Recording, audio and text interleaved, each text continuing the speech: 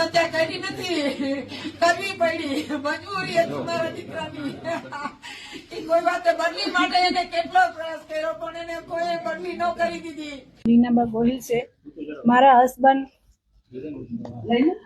Husband રોજ રાતે આવીને મને સાહેબની ફરિયાદ કરતા હતા કે મને સાહેબ માનસિક ટોર્ચર બહુ કરે છે. અને જ્યાં અમે મારી બેબીને એડમિટ કરી હતી ત્યાં એ લોકો અને જ્યાં નીચે આવીને ફોન કરે કે તમે ક્યાં છો, ત્યાં ચેક કરવા આવતા હતા અને એમનું લોકેશન માંગે. એ જ્યાં બારે જાય તો એનું લોકેશન માંગે. અમે ફરવા ગયા હતા તો એનું લોકેશન માંગતા હતા. એ વાણંદને ત્યાં દાઢી કરાવવા ગયા હતા છતાં ત્યાં એને લોકેશન લેવામાં આવ્યું હતું. અને રોજ એક જ ફરિયાદ મારા હસબન્ડની હતી કે સાહેબ મને બહુ પ્રેશર કરે છે, કાગળ માટે મને બહુ પ્રેશર કરે છે. અને મારા હસબન્ડ એવા નહોતા કે સુસાઇડ કરે. મને વિશ્વાસ છે ગળા સુધી કે કોઈ દી આવું ન કરે, પણ ગોરસ્વામી સાહેબે એને બહુ પ્રેશર કરી અને આવું કરાવ્યું છે. આત્મહત્યા નથી, મર્ડર છે.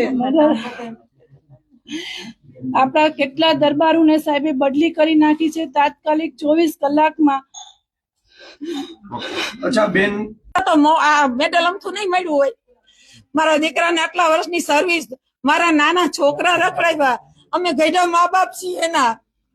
હવે તમે વિચારો અમારી શું હાલત એને કરી છે. અને એ લેન્ડમાં લખે છે કે માનસિક હતા. માનસિક નહોતો મારો દીકરો.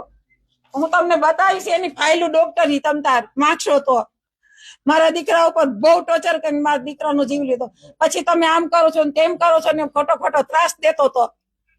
હવે એડમાં આપે છે કે અહીંયા માનસિક હતો. માનસિક તમે કર્યો સાહેબ, મારો દીકરો હતો નહીં.